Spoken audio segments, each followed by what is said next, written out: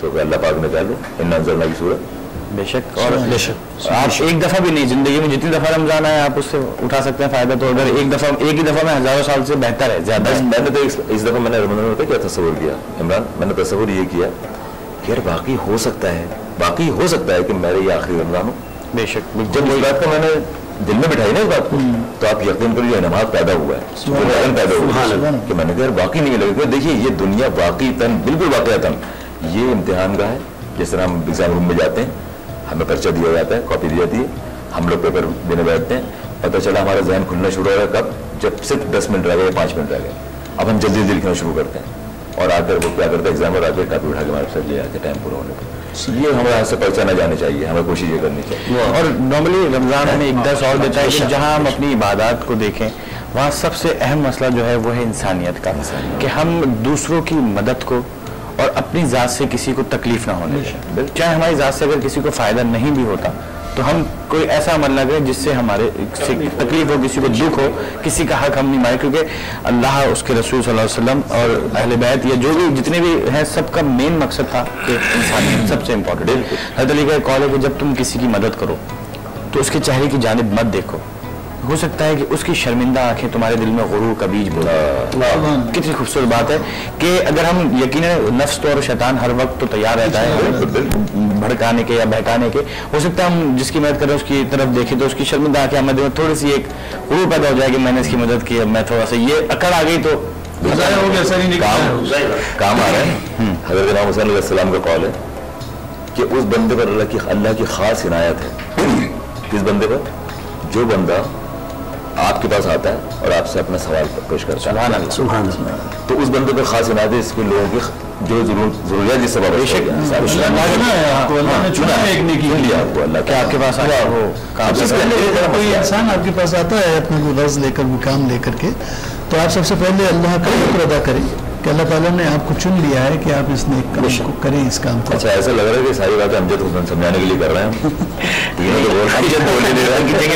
امجد بھائی نے ابھی پچھلے ایک مجھے واقعہ سنایا کہ جو واقعی ایک بہت بڑا انہوں نے ثواب کا کام کیا ہے. SIUT میں ایک ایڈمٹ تھا لڑکا جس کا کسی اور مذہب سے تعلق تھا, اس کے گردے میں پین تھا. وہ وہاں پہ ٹرانسپلانٹ پہ ہی ہوتا ہے کہ صرف بلڈ ریلیشن ہی دے سکتا ہے, دوسرا نہیں. امجد بھائی نے کہا میں اپنا دل میں جی ماں باپ ہی دیں, ماں باپ بھی اسی ریلیشن سے. تو یہ کافی اچھے سے اس کو سمجھاتے رہے, اس کی سمجھ میں نہیں آیا. پھر ایک وقت آیا, آخر میں انہوں نے والدین کو بھی بٹھایا, ان کو بھی بٹھایا اور سمجھایا پراپر طریقے سے. ماشاء اللہ وہ پورا گھر مسلمان ہو گیا. اور انہوں نے پھر فادر نے ٹرانسپلانٹ کیا, اپنا وہ دیا گردہ. تو یہ جو انہوں نے کام کیا بہت بڑا کام,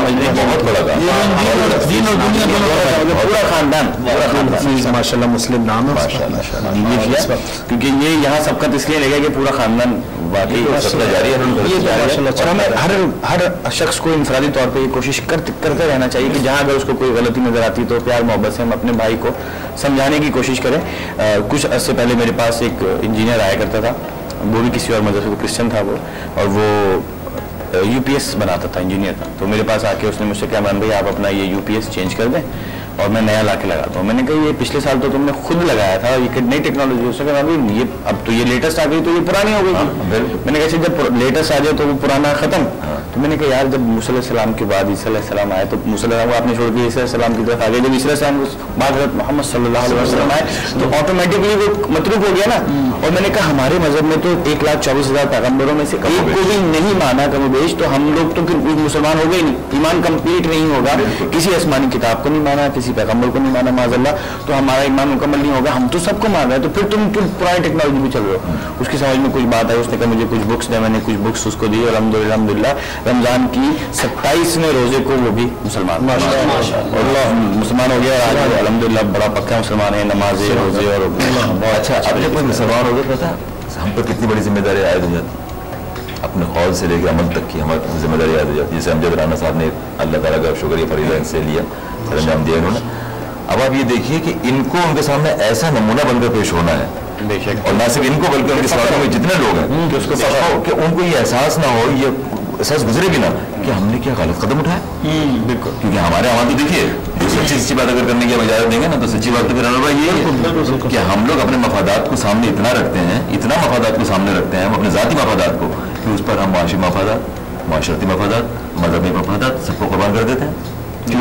آخر میں لیکن انشاءاللہ اگر ہم کوشش کرتے رہیں گے, چھوٹی چھوٹی باتوں سے آغاز کریں گے, تو وہ ہم اپنی اصلاح بھی کر سکتے ہیں. ناظرین, اس وقت وقت ہوا ہے مختصر سے وقفے کا. ہم بہت جلد واپس آ رہے ہیں, لیکن رہیں گے ساتھ.